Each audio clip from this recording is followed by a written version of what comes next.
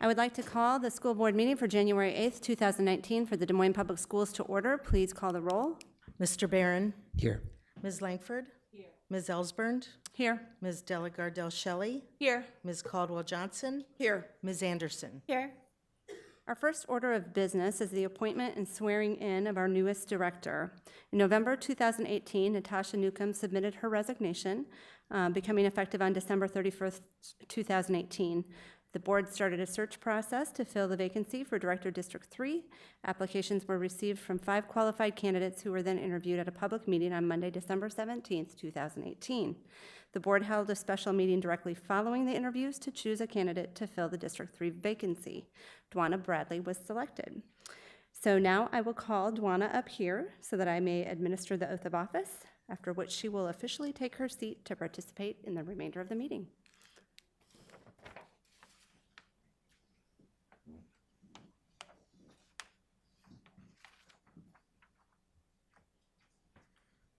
Get out of the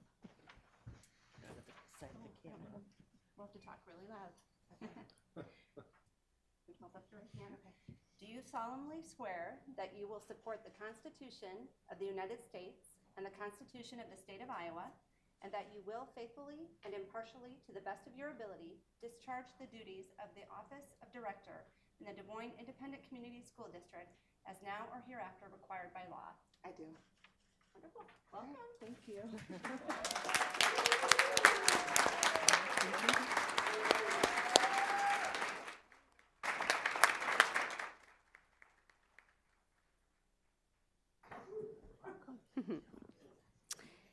And now that Dwana is seated, I will ask Sharon to again take the roll. Mr. Barron. Here. Ms. Bradley. Here. Ms. Langford. Here. Ms. Ellsbernd. Here. Ms. Delagardelle Shelley. Here. Ms. Caldwell Johnson. Here. Ms. Anderson. Here. All right. Moving forward with the business of the night, the next item on our agenda is approval of the agenda. And before I ask for a motion, are there any special requests? Madam Chair, I'd like to request that we pull item number D3, calendar FY20, from the consent agenda and move it to the other discussion items. Okay. Any others? Okay. May I have a motion and a second to approve the agenda amended with moving item D3 from consent to other? So moved. Second. Please vote.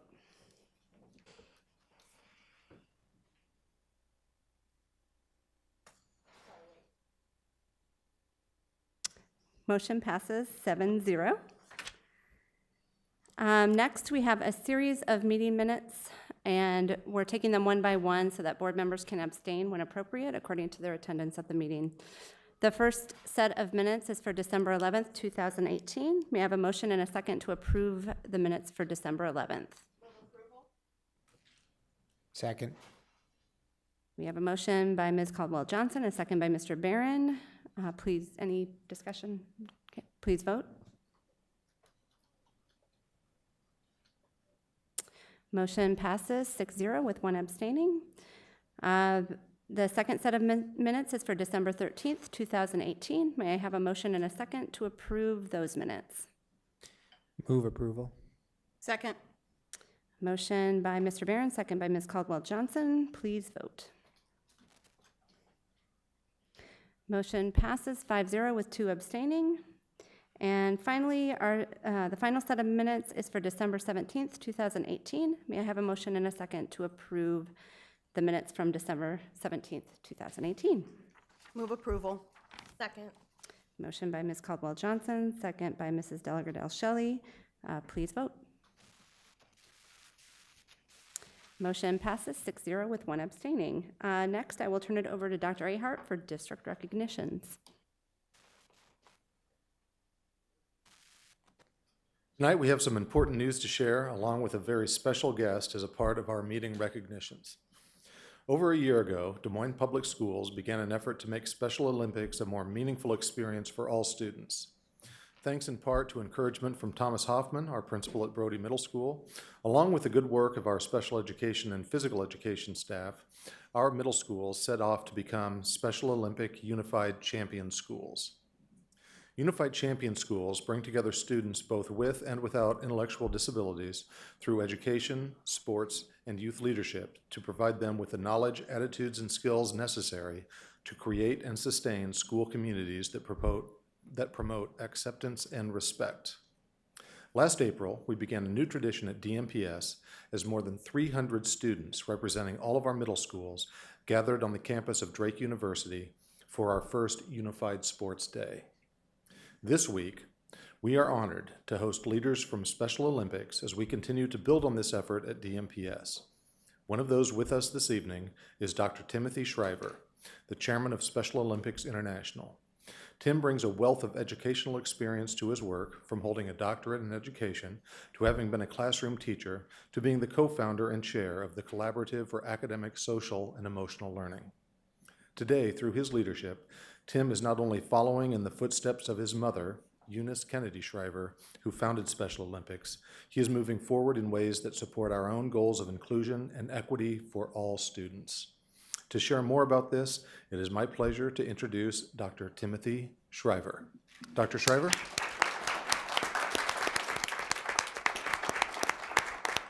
Thank you very much, distinguished members of the board. Ms. Bradley, welcome. I get to be, I think, your first formal speaker in your new role. I hope I don't disappoint. I hope I'm not the, you don't look back and say, whoa, we got over that first meeting. But congratulations, and thank you all for a few minutes to share a little bit the story of our movement and why we're so proud and excited to be in partnership with you. I'm joined here by colleagues of mine from Special Olympics North America who are very concerned and committed to the future of Des Moines. I'm joined by my colleagues, John Kliegel and his colleagues from Special Olympics Iowa, who have responsibility for our work across the state. And I'm joined by people of goodwill who see in this moment a unique opportunity for educators and people committed to the ideals of inclusion to work together more systematically to achieve measurable, critical educational outcomes. Our movement is 50 years old. We were started in 1968. Don't worry, you won't get a full history. We were started in 1968, and most people would have seen us, and maybe still today see us as a charity, an organization designed to help, support, give services to, for people with intellectual disabilities. 1968, the country was divided, the country was tense, the country was at war, the country was violent. There was a great deal of despair and concern. There was a great deal of tragedy in the country, in some ways not terribly dissimilar from today. In those days, people with intellectual disabilities were pariahs, hidden, isolated, institutionalized, almost unseen. The population of people with intellectual disabilities in institutions peaked in 1969. The institutions were still growing here in this state and around the country. So we were born at a time of enormous pain in the families of people who had intellectual disabilities, and certainly even greater pain in the lives of those who were so labeled. If you fast forward 50 years, today we're in 173 countries. We have over 6 million Special Olympics athletes and community-based volunteers and partners who participate in over 100,000 games a year. What have we learned in 50 years? One simple lesson, which I want to share with you tonight, which I hope we will be able to share with every student in this city in the course of the years ahead. We started out as a movement for people with intellectual disabilities. We have changed. We are still a movement that supports their hopes and dreams, making sure that they're heard and understood and empowered to have their voices seen and heard. But we are also now a movement from people with intellectual disabilities. We are a movement that is trying to marshal an alternate energy field in the culture. We are a movement that is trying to unlock a power that has been unseen and unnoticed, and as a result trampled, and at our own detriment, at the detriment of every child in Des Moines and every child in Iowa and every child in the United States. To the extent any child grows up not seeing, understanding, or valuing their peers with differences, they grow up a smaller and more hopeless person. And to the extent we educate them in relationship, in play, and in leadership to work and play and grow and develop together, they grow up bigger. Hearts bigger, minds bigger, better learners, better citizens, better members of families. I spent the day today at Meredith and Hoover interviewing many of your students. It was an enormous privilege. I asked them all kinds of questions, big questions. Does everyone matter? Are we all in this together or not? Is there something bigger in your life worth caring about, worth giving yourself to? Are you afraid of failure? These are the kinds of questions that 12-year-olds, 14-year-olds, 16-year-olds responded to in ways which would have made each and every one of you, I believe, extremely proud. There was a resolute spirit in those groups, one after the other. Young people of all colors and sizes and ages saying over and over again, in our schools, in this city, we are not willing to accept a worldview where people don't respect everybody's gifts. This is from the mouths of 12-year-olds. And when I pressed them, what about bullying? What about loneliness? Some of them said, yes, there is bullying, and yes, there is cutting, and yes, there is loneliness, and we're here to change it. We want to build a different kind of school system. We want to build a different culture. We want to change our halls. We want to change the cafeterias. What happens, I said, when you see a child sitting alone in the cafeteria? Every single kid, I want to go over. What if somebody made fun of you? I wouldn't have that person as a friend. Why not? Because he or she doesn't understand. They can't be a friend of mine if they don't understand that everybody has value. I believe that our partnership, when we think of Unified Champion Schools, we have a vision. Some of you are old enough to remember Title IX. There was a time when girls' sports was not accepted or assumed to be a staple in the lives of young people growing up in this country. I hope someday that's also true about what we call unified sports. Why shouldn't every high school in this city have a boys' team and a girls' team and a Special Olympics unified sports team? And why shouldn't those schools and those teams compete for varsity letters? And why shouldn't they compete interscholastically? And when the pep rally comes and the young men come charging in and the young women come charging in, and then right after them, the young unified athletes come charging in, and the place goes nuts, and the banners are flying, and the band is playing, and the cheerleaders are cheering, and the drums are stomping. Why not? Why not 14-year-olds looking down on the floor of that court and seeing their friend with Down syndrome who's got his arms or her arms raised in the air as a hero, as an icon of the school?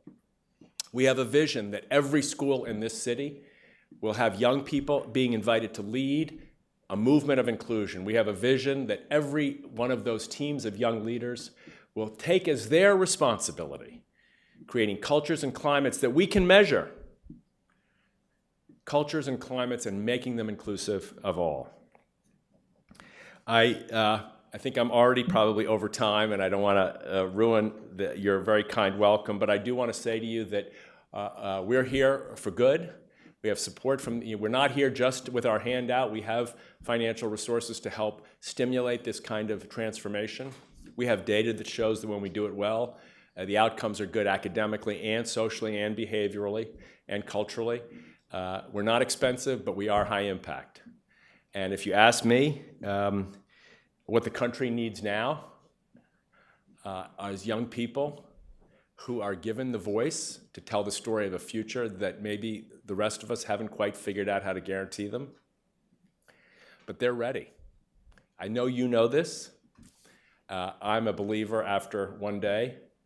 I'm a believer that they're ready to give themselves unselfishly to a more inclusive future, that they're willing to work hard to make it happen, that they're willing to stand up in the face of bullying and humiliation and intolerance at their own risk, and that they're willing to do that right now. And so this little program, started in 1968, comes here to Des Moines 50 years later, saying we want to be an education partner. Yes, we're a sports organization. Yes, we're a charity, but we're a global movement. We're an inclusion revolution. And we're an education movement. And we want to educate every child in this city, not to reverse negative attitudes and stigma and prejudice and discrimination, but to grow up with the opposite: open hearts, open minds, and a commitment to inclusion. Thank you very much.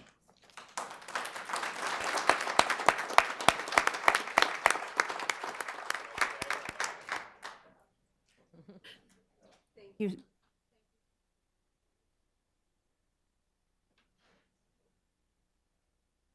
Yeah, come on up.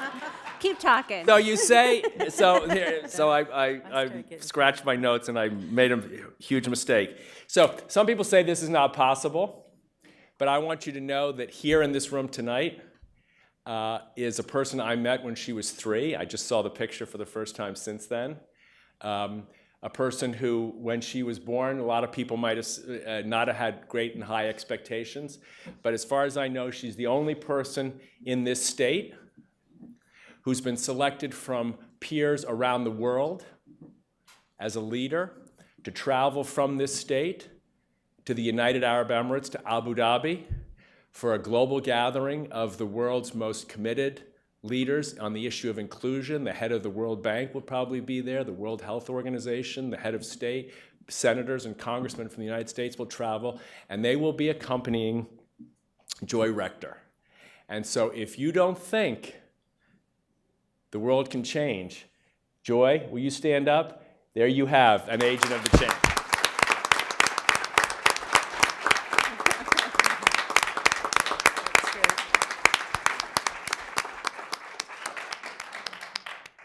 Thank you again so much, and thank you, Joy, for being here too. Our next item on the agenda is the consent items. We allow any person the opportunity to speak to the board for up to 5 minutes following the presentation of an agenda item. If anyone wishes to speak to an agenda item, please go to the information desk to sign up. Remarks must be germane to the agenda, and we ask that you avoid reference to personalities and character attacks, as those types of comments serve no productive purpose. We appreciate your input. As a reminder to the board and public, the board will not engage in discussion or deliberation with the speaker regarding comments made to agenda items. Discussion and deliberation will remain among board members at the board table, with speakers' comments informing said discussion, deliberation, and determinations as deemed necessary. Ms. Anderson, do you have the motion? I do. I move that the board approve the consent items in accordance with the recommended action for each item on the consent agenda, including bills previously authorized, certified, and approved for payment by the board secretary in the amount of $7,014,384.63. Is there a second? Any discussion? Ms. Langford, any discussion? Thank you, Cindy.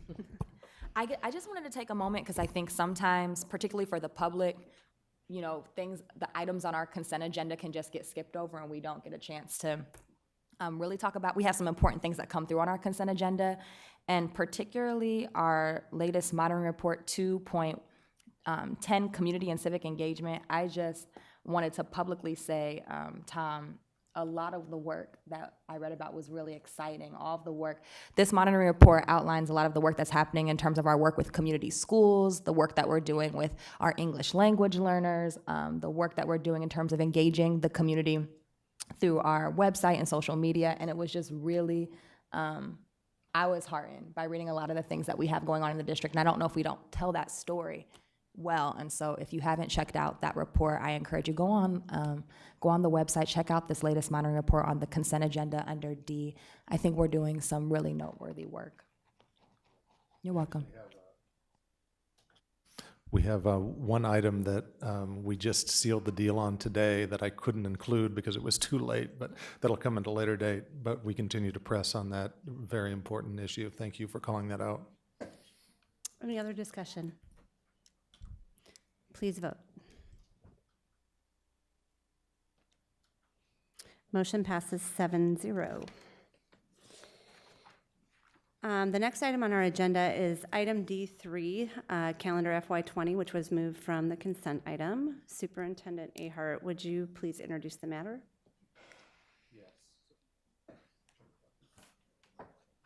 Yes, so we went through a little bit of a different process in developing the proposed calendar for FY20 than we have in the past. Having followed a pretty traditional calendar, and this is not too far from that, but it has some significant changes. One of the things, because I was really working elbow to elbow with the DMEA on this, one of the things we wanted to make sure that we didn't lose track of was the parent-teacher conference element. we have some partly tradition and partly contractual parent-teacher conferences built into both the fall semester and the spring semester, where we do the equivalent of a full school day of parent-teacher conferences, and then the equivalent of a half day in both semesters of additional parent-teacher conferences for those for whom the regular school day is not a convenient solution. Josh and I put in intentionally a marker for those dates, and because this calendar is quite a bit different from the traditional calendar over the last several dozen years. We wanted to make sure that part was very clear to our teachers, which is our largest employment group, and for whom the calendar is the most impactful. What was not clearly stated on this calendar was that for the last 7 years, what we have really pushed and encouraged our buildings to do is to schedule those outside of regular school day hours for parent-teacher conferences to be creatively utilized. Because we're employing about almost 2,900 teachers and the building administrative staff in engaging in these parent-teacher conferences, the cost for these parent-teacher conferences is not insignificant. And so we want to make sure that we're utilizing that resource as effectively as possible. So we have encouraged our buildings to utilize the outside of regular contract day hours as creatively as possible. So what you see on the calendar tonight, and most pointedly, is Beggar's Night. The parent-teacher conferences do not need to be held on that night, but that time, that out-of-contract time, is delineated there to ensure that all of our teachers understood that we're following contract and that those hours are accounted for. However, we have lots of examples. I won't go through all of them, but a lot of our buildings have been really creative, the principal and their building leadership teams, in figuring out, okay, so we have this resource. How do we best employ that to ensure that we're connecting with our families for whom we're most challenged in making a meaningful connection to support the learning of their students? Lots of different ways that people have utilized those hours. Home visits, for instance, or appointments where people can meet off-site in the family's home, in a location closer to the family's home, at a different time than what the calendar reflects for the parent-teacher conferences at school. So I just want to ensure people that was really a marker for time. There is no mandate or requirement that schools hold parent-teacher conferences at those times. We just wanted to account for it in how we program out the hours for the teacher contract. And I'm certainly open to questions or clarifications on that. Before we move on, can I get a motion and a second to approve item D3, calendar FY20? Move approval. Okay. Are there any other discussion points or questions? I do, I just have a question. You said that principals get really creative. I realize every school is going to be different, but they they're sharing out that the staff is able to, within a certain time frame, be creative, right? They do have that. Yes. Okay, I just didn't know if some were like, we really want you to, to meet only on these 2 days, or No. Okay. Any other questions? Okay, we have a motion by Ms. Caldwell-Johnson and a second by Ms. Langford. Please vote.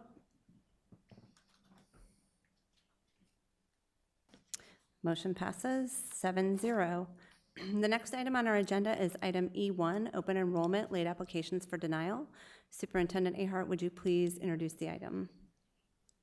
Yes, per Iowa code, there is an allowance for open enrollment where resident students in any given district can apply for enrollment in a different school district in which they do not reside.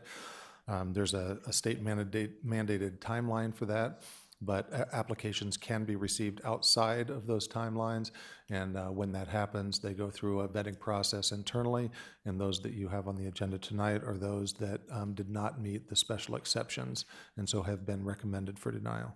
Okay. May I have a motion and a second to deny the open enrollment late applications listed for item E1? So moved. Second. Okay, we do have a speaker, Jerry Tripp. You'd like to come to the podium and state your name and address for the record, please? I'm Jerry Tripp, and I live at 8052 Dima Drive. My son is a junior at Lincoln High School. He has been severely bullied. He was physically assaulted on December 11th, to which he got a fractured rib, a concussion. Him and I have both been lacking sleep, having to go to mental health counselors for counseling, where we have post-traumatic stress disorder. We live about 5 houses away from the Carlisle district. I'm asking that you please reconsider that he goes there for his own emotional health, physical health, my mental health. I've already lost $2,000 worth of wages because of these assaults. I have pages of her cease and desist from other students at the school. If you, as school faculty, care about students, I think their civil right of education being important and caring about the children is to allow them to go somewhere where they feel safe. We were offered a safe school transfer. During the time I was in the school resource officer's office, there were several incidents at the other schools that I were made aware of, and I am not interested in open enrolling to any of those schools. I don't want to have to lie, but I have people who live in Carlisle that will say we live there, so he can go. I wanted to do it the honest way. I wanted to do it so it's convenient for everyone, and so I can have my mental health and emotions back, instead of having to fear my child is going to be dead one day.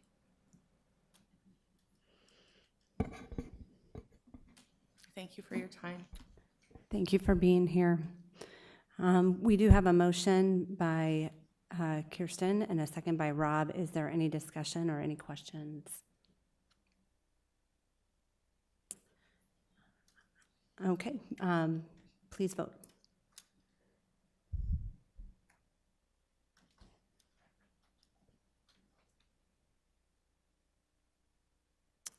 Motion passes 6-1.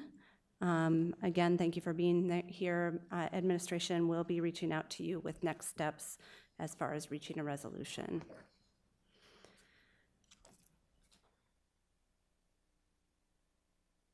The next item on our agenda is item E2, Management Limitation 2.1 Treatment of Students Revision Proposal. This is a discussion item that I've brought forward for the board's consideration with proposed revisions to that policy, if you have that in front of you, including changing the words accordingly to without limiting the above, which is essentially updated practice and policy language to indicate that the superintendent's operational definition is of the broad policy is not limited to only those sub-policies, and then also adding the sub-policy which reads as follows: cause conditions or allow environments that contribute to the school to prison pipeline, including the employ of school resource officers, without a professional development structure reflective of the district's equity plan. There is a rationale document also included with the agenda item, noting that our relationship with the Des Moines Police Department is very valuable and that the school resource officers interact with our students on a daily basis, and that I believe the board has probably read through the document, so I'm not going to read it verbatim, but there are models that are pointed to in there that this would align with, including progressive models for policing in schools, best practices and emerging examples, published by Leadership for Educational Equity. And it also aligns with Action Step 4 in the Safe School-Based Enforcement through Collaboration, Understanding, and Respect local implementation rubric, which was developed by the U.S. Departments of Education and Justice. So I guess with that introduction, I will open it up to the board for discussion, and also for Dr. Ahart to participate in the discussion, as well as far as what implementing this would mean for the district. Ms. Caldwell-Johnson. Madam Chair, I really appreciate this modification, and I think, as I think about the impact and implications of it, it really goes back, in my opinion, to some of the early conversations we had around the treatment of students monitoring report and the notion of the impact of bias on disproportionality. And I believe that the clause that you're adding really allows us to create opportunities for not only continuing to support our staff as they become more culturally competent, but also to extend that same requirement to others that interface with our students in the building. And so to the extent that this is an extension of what we're already doing, and it also reinforces that we mean what we say, I really believe that this is an important addition to our policy and one that I can fully support. Thank you. Other comments? Ms. Langford? I just want to thank you, Cindy, for submitting this proposal. Like, there are just moments where I'm really proud to serve with the people that I serve with, and this is just one of those moments. So I think it's not a question for me. All of our staff go through some form of training around bias. I think it should be no different for our SROs. So yeah, I also fully support. Kirsten?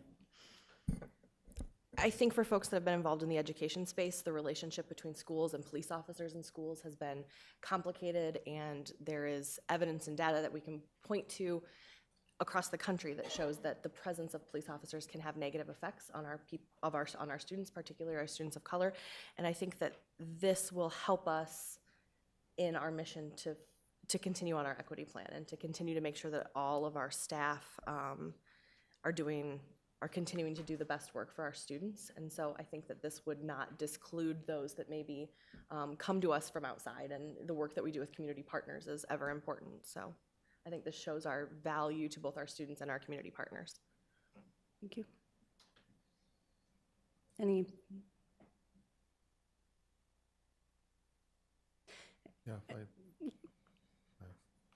Yeah, I would just say that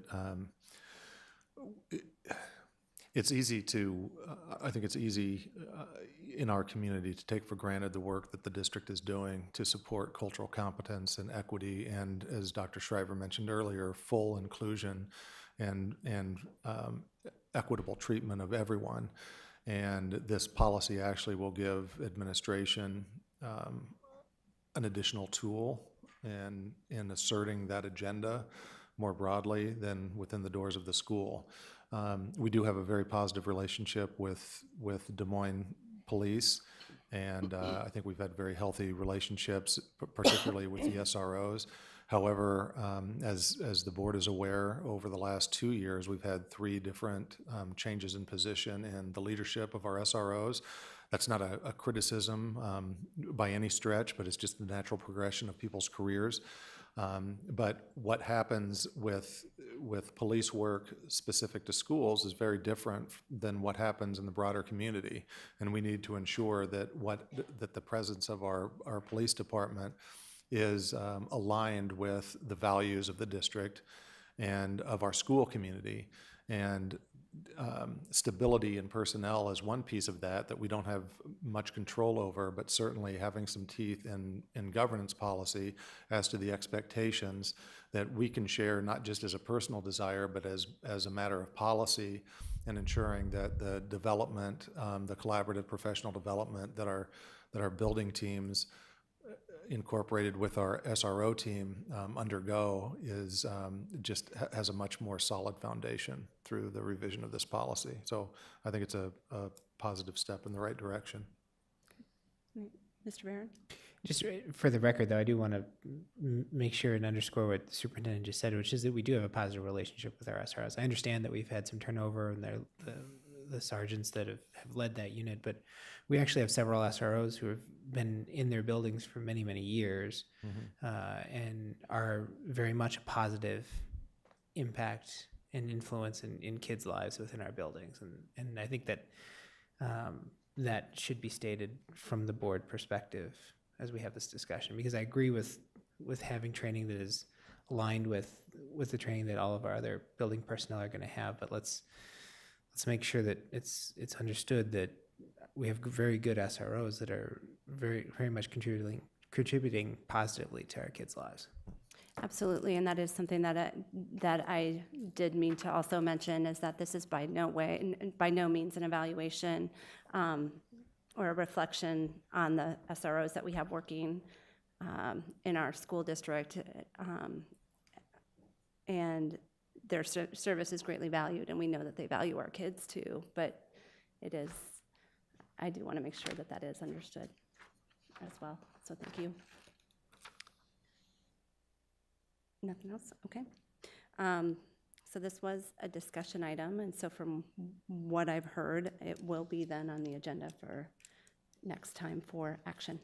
So thank you. Okay. Moving on. The next item on our agenda now is item E3, our board work plan. This also is a discussion item that has been added as a standing agenda item as part of our self-assessment and accountability process. So if you have that in front of you, I just wanted to quickly go through it, and some of it we'll be visiting in work session as well. But a couple things to point out, and you all can chime in where appropriate. I was going to mention a couple of items that have passed the CLAT Coffees and Day on the Hill. That information is now on the informational items in the next section of our agenda, so that's there. Thank you. Another item that is passed is reviewing the policy edit list. I have reviewed that, and to my knowledge, the policies we haven't taken care of yet from the previous list. The only one that I believe we had interest in still pursuing is that equity policy, which is on our work plan. We just don't have it assigned or a date to that. So that might be something we want to get slated. And I know, Deanna, that you were working on that previously. So yeah, we can either decide that now, or we can talk about it in our work session. You're in? Okay, so happy to take volunteers on that, aside from Deanna for a ad hoc committee. Sorry, I'd like to continue to work with Deanna on this policy. Okay, and was there a third person, or? I think it was Natasha who had worked with us previously on Bradley, this. would you like to jump in? Okay, and then do you have a thought on a reasonable timeline? I'm trying to remember where we were at. Yeah, I think we could probably bring something for discussion in February. Okay, how about we put second, we have 2 meetings in February, yes? Mm-hmm. Second meeting in February. Does that sound good? Okay. Items due today, board support position. More information will be shared at our work session on that. And then we also had board listening sessions listed, and wondering if there's anything to report there. And that was around, I don't know if you have that up. I have it printed out here.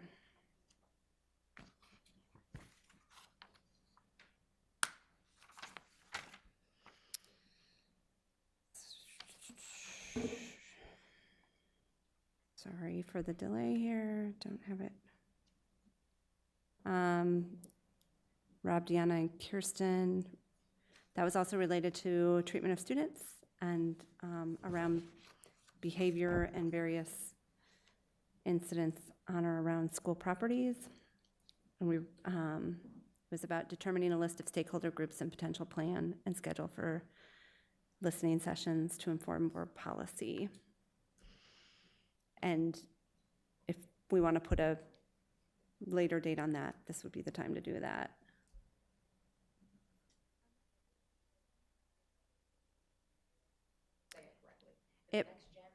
Next board, you're right, you got that right the first time. Possibly.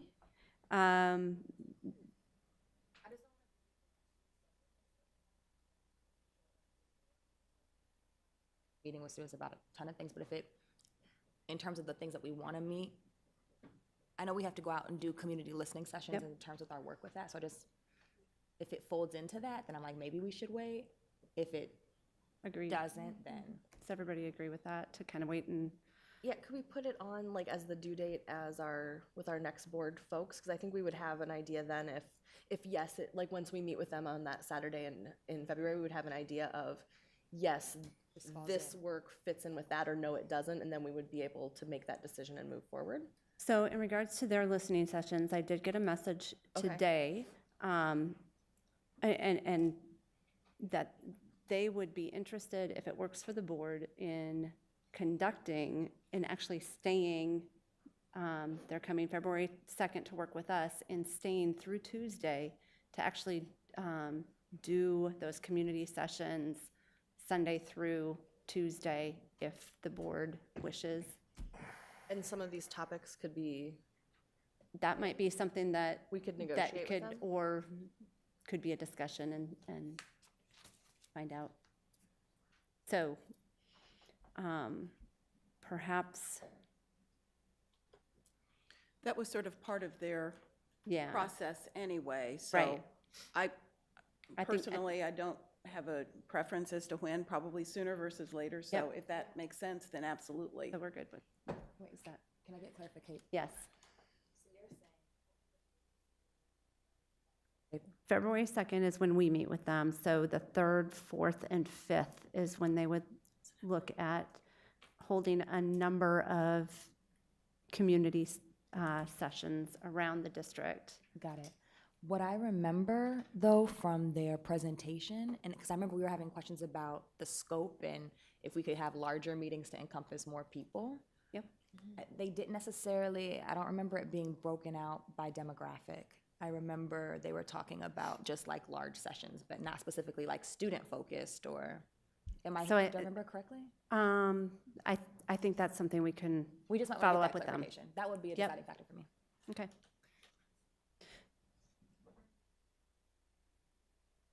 Do you think that gives, we'll have enough time to, you know, get the community there, you know, I guess? I mean, it's less than a month. Mm-hmm. I don't know. Yeah, that's, I'm checking my calendar. I'm gonna count the number of weeks. I mean, I just want them to Yeah. show up, so. It would be 4 weeks from tonight, would be February 5th. So that would give us 28 days to notify the community, which I think if that is something that we want to do, even if we don't have details, I think like a save the date, specific times are coming, I think. right, I think if we want to do it, we start engaging them tomorrow to Say find tomorrow, out their, yeah. yes. Well, I would also offer that any delay beyond that February timeframe puts us into budget hearings and all of that. So I think we have to be careful about Yeah. what we all have going on the calendar.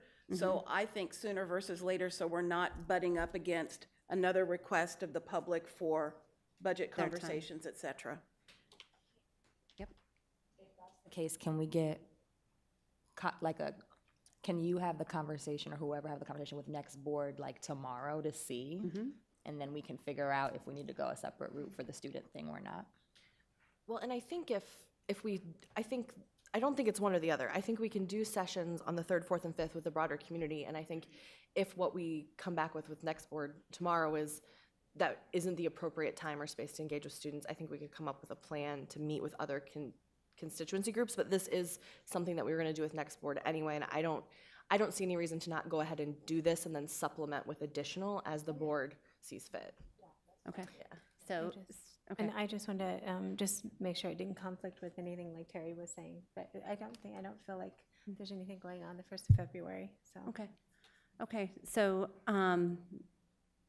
I'll go ahead and get back in touch with next board tomorrow, and we'll probably need to have staff support in finding locations, and then find out what their agenda would be, and Pushing out invitations. yes, and pushing out invitations, and then also so that the board knows what that will entail, so that a decision can be made later as far as if supplemental listening sessions with other stakeholder groups will need to happen in regards to this. Yes. So 2 quick points. One is that Sunday is the Super Bowl. So not a great day to schedule meetings about the future of schools. Okay. And the other point is, board chair knows this, but I'm out of town, out of the state that week, basically through arriving back on Monday. So I won't be there for the weekend session, and wouldn't be there for Right. most of these sessions either. Okay. And the sessions that they would have are primarily they're facilitated by the next board coaches, but they would want board members to be present, but that, Not necessarily leading them, but right, but hearing. but on board and Yeah. present. Yes. Okay. Thank you for making those points. Is it possible to go back a week? To move those dates 1 week later to allow for all of us to be there? They would have to come a second time. Oh, it's tied into the retreat. Right. Oh, got it. Okay.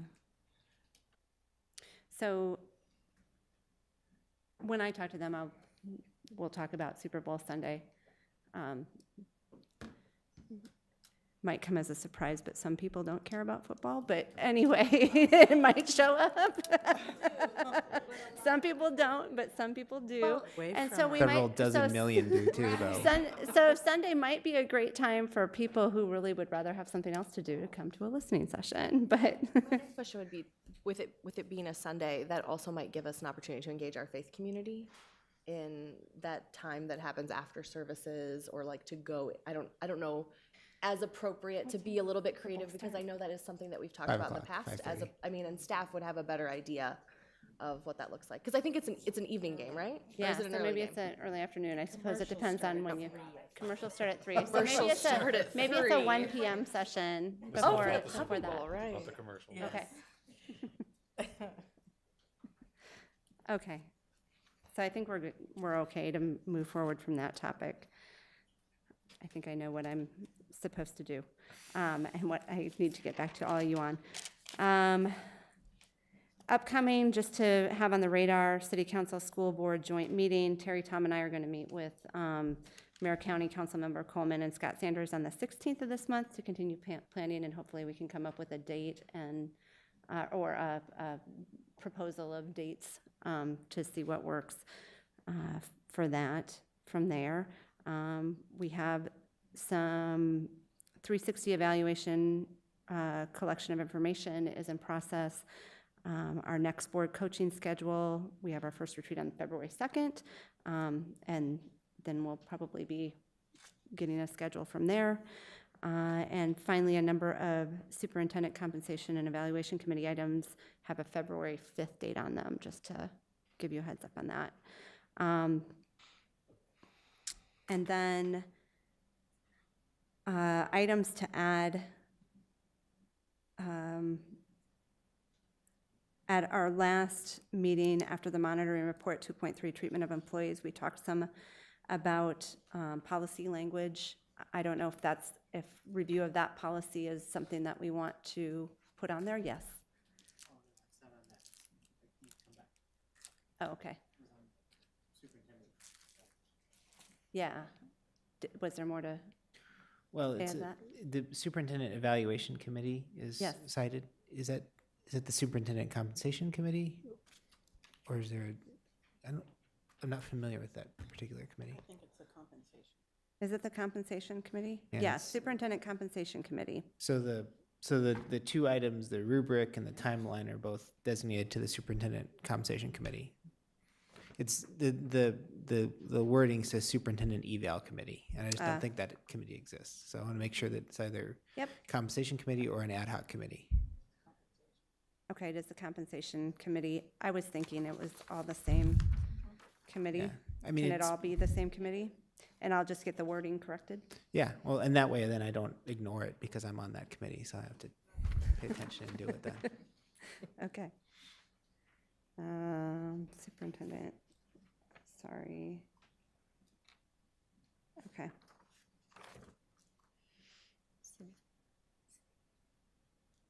Yes. Madam Chair, I just had a quick question about our joint meeting with the City Council. Do Yes. you have any idea what we would want the outcome of that meeting to be, or what the purpose of that time together would be for? Well, I'll jump in and try to give you a sense of what we've been discussing. What we decided we did not want was a repeat of our last session, which was, Rob, 3 years ago? August of 2000, I don't know, feels like it was yesterday, but Yes. a couple of years ago. And at that point, it felt like sort of a report out on all of the mutual things that the district and the city were collaborating on. And we think that's great, but we really believe that those are things that we delegate to our superintendent and the city manager just as a matter of operational functions and things that they're responsible for.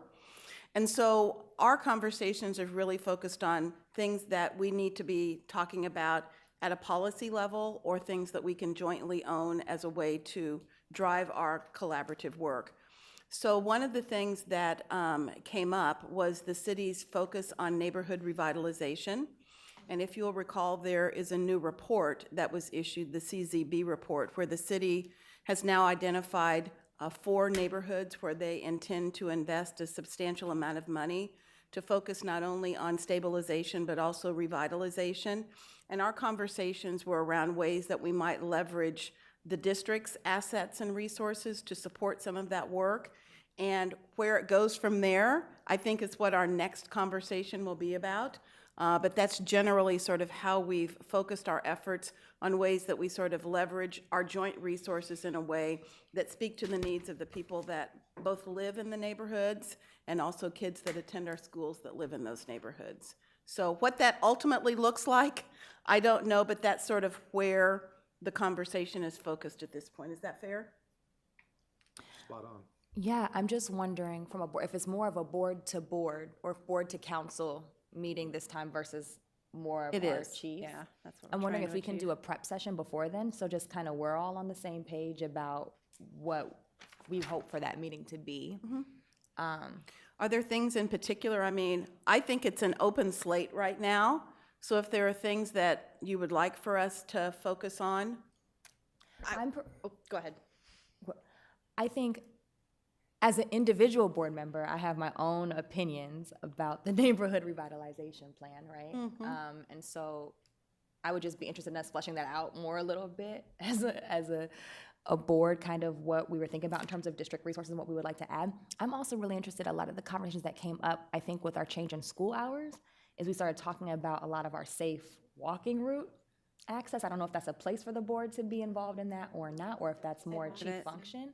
But I do know that the conversation about sidewalks and kids walking to school, that's a function of the city. I think that would be an opportune time to maybe broach that conversation.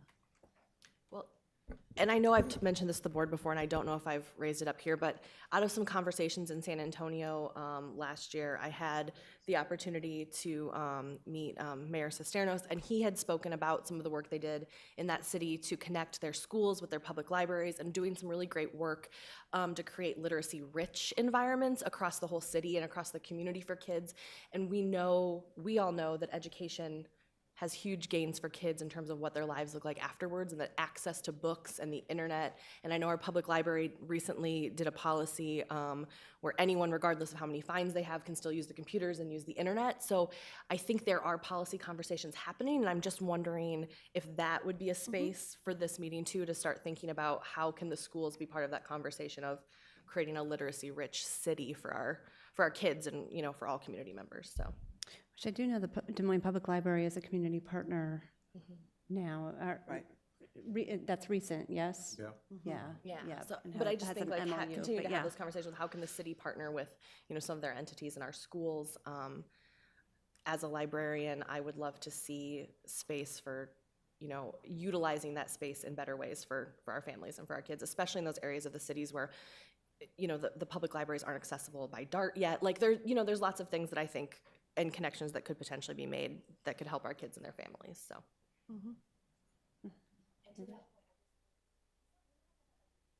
Turn your mic on. We know sometimes how these joint conversations can go. We have lots of good discussion, and then we bring up ideas that maybe neither one of us have really given much thought to, and then the meeting's over and nothing really happens. So I'm like, if we have kind of idea of maybe some top things that we want to push, and we give that information to them in advance so they can review it, we offer them the same opportunity to do the same. I just wonder if it could be a more productive meeting. Like, these are some things we want to walk away with. Well, since everyone's chiming in on this, I think that there's a different focus for this board than there is primarily for the council in the constituency that they discuss and that we discuss and we seem focused on. I think that our work and in the work that Tom leads is primarily focused on generational change, primarily focused on poor and struggling families. And if we're going to devote time to meeting with the city council, then I want that time to be focused on how we, in a broad way, make a joint commitment to better meeting the needs of poor and struggling families in the city.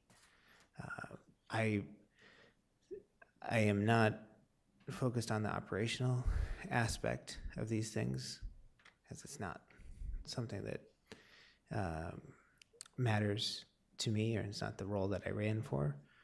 But I think the moral and ethical way of approaching a conversation like this is to talk about the people for whom any minute or hour of conversation can have the greatest impact for.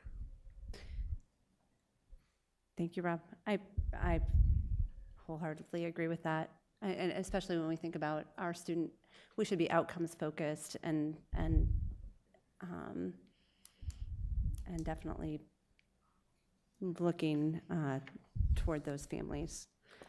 I do wonder though, if thinking about the work that the Human and Civil Rights Commission has been doing, and I know that one of their proposals and one thing that they had talked about that was, we already know that we're a majority minority school district, and I know that one of those proposals they talked about how 2040, that would be the reality of our city. It's not yet the reality of our city, but it's coming, and that was one of the proposals that that they had spoken about. So I'm wondering too if drawing a connection to whatever direction that work goes in, that potentially that could be our bridge between where we are and where the city council potentially is. I don't know, but.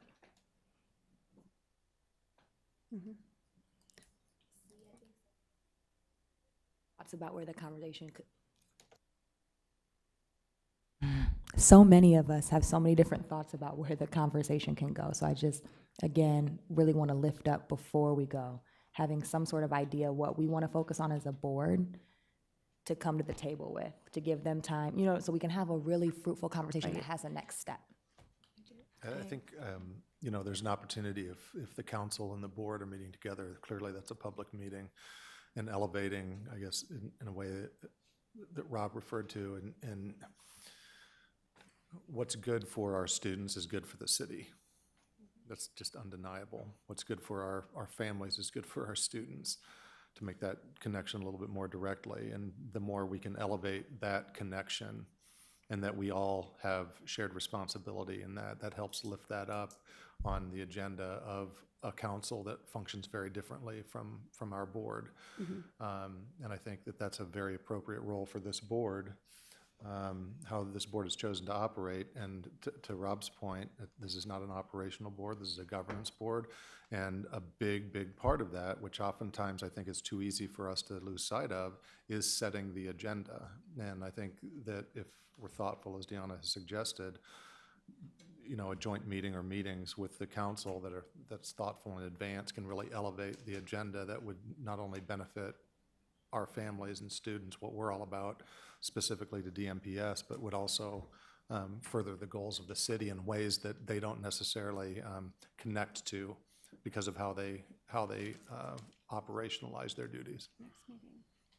So I was just going to offer that the 4 neighborhoods that the city is going to be focusing on relative to neighborhood revitalization were really driven in large part by a variety of factors. But if I'm not mistaken, there's a portion of the Drake neighborhood in one, Oak Park in another, Columbus Park, and then I think Capitol View, all of whom are very diverse, have high levels of poverty. Obviously, we have multiple schools in those districts, so I'm not trying to suggest that that's what we definitely need to do, but if the city has already decided that they are going to focus and invest, I think that there certainly is a way, or should be a place for us to come alongside. That may not be the only thing we do, Right. but I think that that could be a place where we could put a stake in the ground and make some change, along with a variety of other things that we may come up with. So I Right. don't want to lose sight of that opportunity. Yeah, good point. So I think, like I said, we're going to meet again, the smaller group on the 16th. I think what we can do then is bring back to the board whatever comes from that meeting. We have, our next meeting is the 22nd, and then we also meet again February, either the last meeting of this month or the first meeting of February, depending on what we're looking at for dates. We could work session after our meeting to really flesh out what it is we're coming with based on those topics. And I would say that we do take plenty of opportunities to, in these small group meetings, to remind our city counterparts of our different ways of operating, just so the board understands that we do keep that top of mind, that we are a governance board, and try to keep it top of their minds that we're a governance board and not a management board.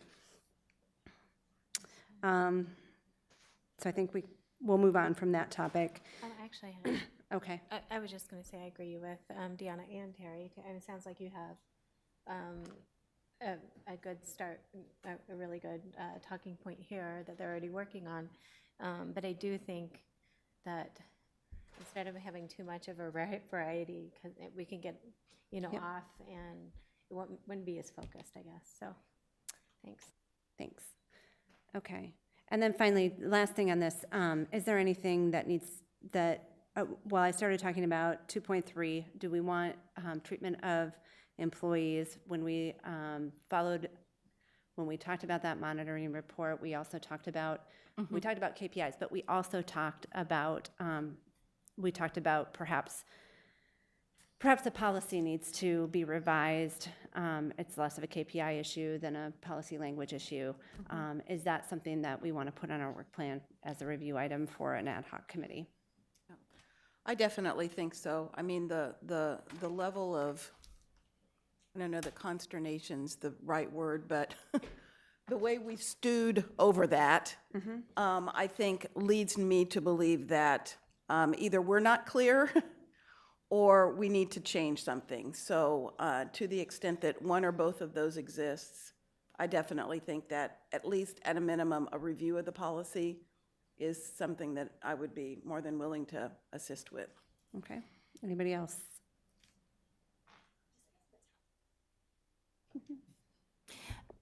I'm super interested in that, but I think, I'm like 3 committees right now. So just what's the timeline that we would want to have that done by? Like, when would be the time that we'd be looking at? Would that be a group meeting now, or a committee meeting now, or later in the year? I think if we want,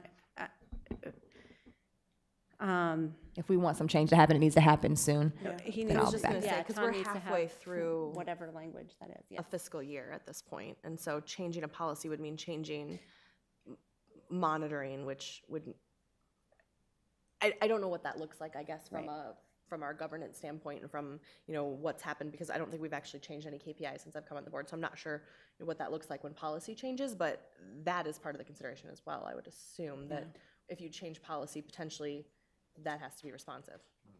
Yes.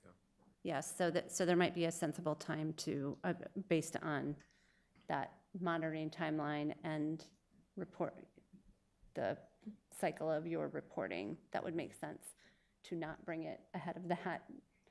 So Is that something that maybe could be discussed in agenda planning with Tom, and then perhaps bring it back to the board on the 5th to look at forming a committee and what the timeline would be to make that work happen? Or not the 5th, is the 5th our next meeting, the 22nd? 22nd. I think I just skipped the rest of January, I'm sorry. That's Do fine. that. It's very cold. Does that work for everybody? I think that's a good idea. We'll do that. Okay. Okay. So thank you. Anything else on that item? I was just going to offer that on a couple of things that focus on superintendent compensation, et cetera. That work is already underway. So we are awaiting the results of information that we're getting from a third party to help inform that part of the process. So that's out the gate. Thank you. Okay. Thank you, everybody. Next on our agenda are informational items for the board's review. F1 8304 demolition,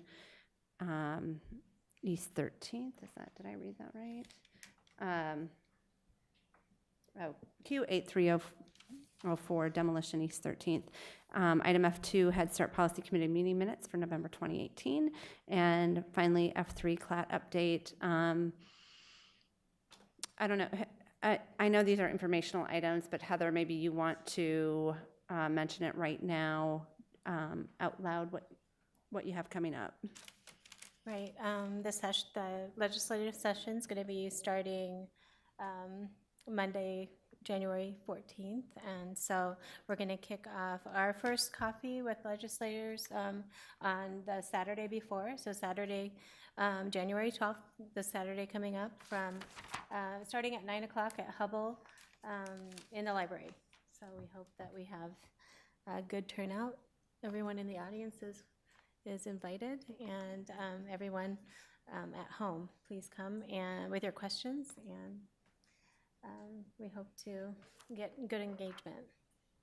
Thank you. Okay, next on the agenda, we have items of privilege, and I would like to give our newest board member the first opportunity to share. Ms. Bradley. Am I on? Okay. First, I would just like to thank you all. I am very excited to be on the board and serve. I've served as a former teacher for Des Moines Public Schools and also been on committees as well. And so I'm very excited to be able to start this process and really work with you all to make sure that our students are successful and teachers have the resources that they need in their classrooms. There are a couple of issues that I wanted to address, if it would be okay with the board, that I know that have come up since I have been selected to serve, and I wanted to make sure that you heard those things from me, so that if you were ever approached or asked about those things, that you could refer them to this statement that I am about to make. Both of my students, or my children,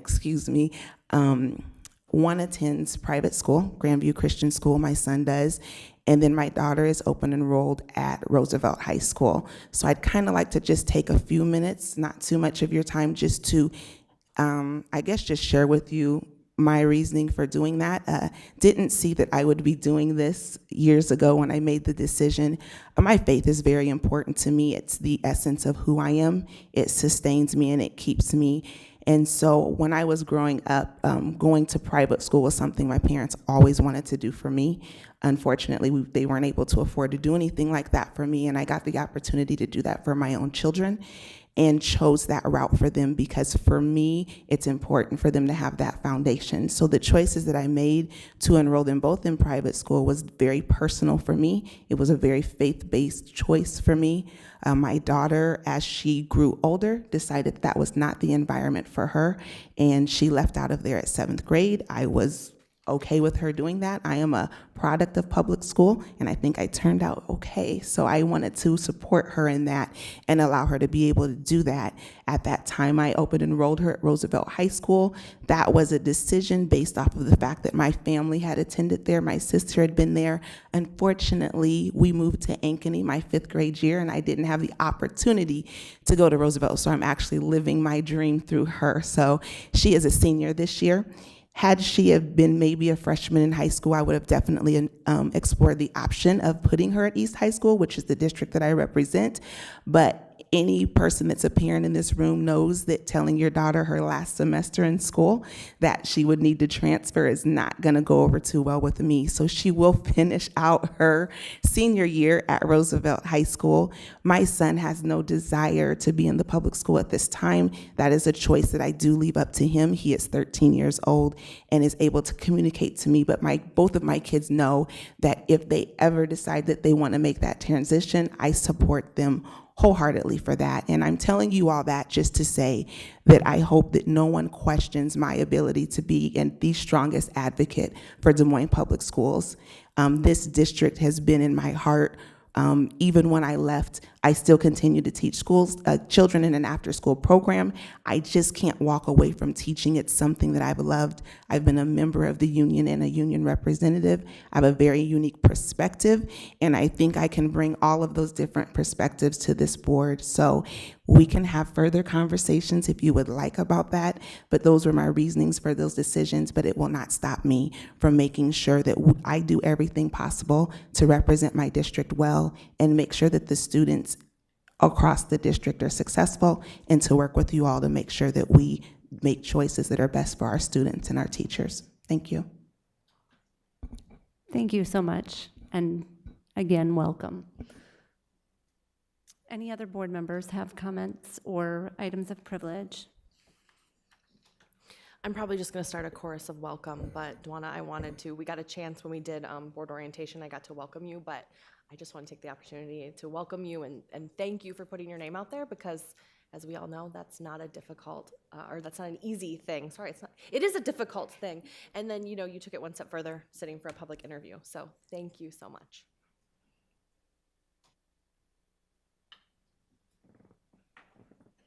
Anybody else? Welcome. I was going to talk to you afterwards, but welcome. Okay. Yeah. I get to see Dewana regularly. Deanna. Ooh, that is not good. That's That gonna. is not We good. already have. Yeah. I get to see Dewana regularly, and I've already had the opportunity to extend to her my congratulations and my great enthusiasm about the opportunity to work with her. I think you bring great skill to the table, but I also love the perspective that you'll bring as well. So, thank you. Okay. For the chair's report, going to catch Ms. Caldwell-Johnson off guard a little bit. Uh-oh. So the board has this for you for your past service as board chair. Realizing it's been a few meetings ago, but I'd like to give you this plaque and gavel on behalf of the board. And thank you for your service as board chair. Absolutely. Thank you. It was an honor.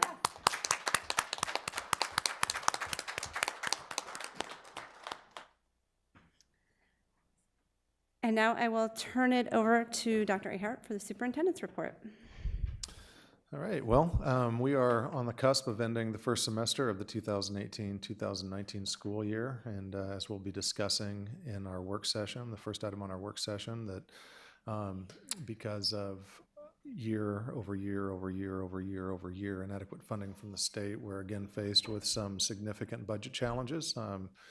We're up to the challenge, but not without sacrifice to the breadth and depth of the services that we provide to our students and families. So I'm grateful for a really strong team in helping us face these challenges, but when it comes down to it, when we average historically low state funding, and that's not hyperbole, it's historically low for going on a decade now.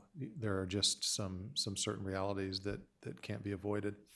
Also wanted to just mention to the board's aware of this work, but we are a charter member of the Urban Education Network, what was, I think, originally called the Urban 8. The 8 largest school districts in Iowa back in 1985 or 86 formed an organization. At that time, it was all of the school districts that had more than one high school. In the time right before I became superintendent, I believe, they added to their charter the addition of associate member districts. And since that time, at least in my experience, we have, me and several others, some here on the board, have been frustrated with what we feel like is a lack of influence by this group, primarily in terms of advocacy. So I served as the chair of the steering committee last year, and at the end of the year, at our second steering committee meeting, I proposed that we do a revisioning process for the organization in an effort to re-examine why it is we exist and become more focused on what our actual priorities are and what our goals are, and then ensuring that the structure that we have created in the mission and vision and bylaws of the organization actually support that. And so I have been actively engaged in chairing a committee of board members and superintendents from the original 8 school districts, who are the only ones who, according to our current bylaws, can serve on the steering committee. We've been making some really good progress in trying to define in an Iowa context what urban means, getting much more clarity around what it is we want from an organization like this so that we can be statewide much more effective in advocating for the most, for the districts that serve the most diverse student populations and some of the most disadvantaged students in the state. As we had talked about with our meetings with the city, if we serve these students effectively, it not only elevates them and their life trajectory, but it also strengthens the state and offers all of us more opportunity. So we'll have more to share on that. We have another meeting scheduled for a week from Friday. And we hope at that time to have a formal recommendation to bring to the existing steering committee for formal action. And that will probably mean, it looks like it will mean some significant changes for the UEN, but I think a long overdue sort of reboot of what that organization was originally envisioned to accomplish. So Great. More on that soon. Thank you. I will go ahead and adjourn this meeting, and we will hold our work session in approximately 10 minutes.